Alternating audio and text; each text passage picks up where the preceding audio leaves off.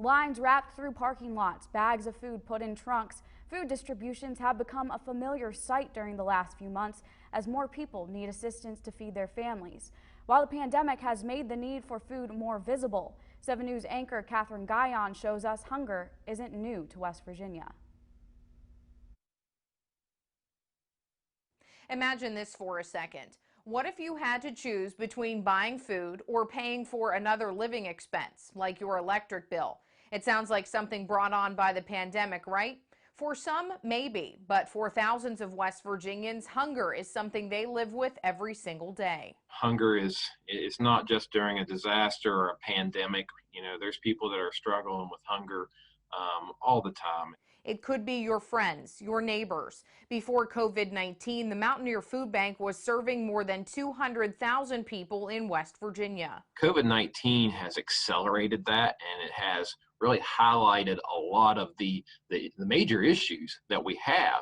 And it showed us that margin, that very thin margin that people are living on between being, able to support themselves and needing to go to a food pantry. Now, with more losing jobs or even missing one paycheck. We went to a situation where, maybe 15 to 20% of the state was struggling to everyone is struggling. Mountaineer Food Bank says it went from 10 mobile pantries a month to 37 in June alone.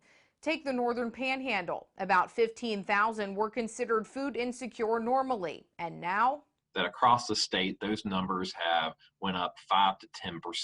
Why is hunger so prevalent? Morrison says it's a combination of struggles, but mostly it's getting access to the food with lack of services like transportation and parts of the state being so rural. So the question becomes, how do we get food to these people? Mountaineer Food Bank says their efforts have been massive since March.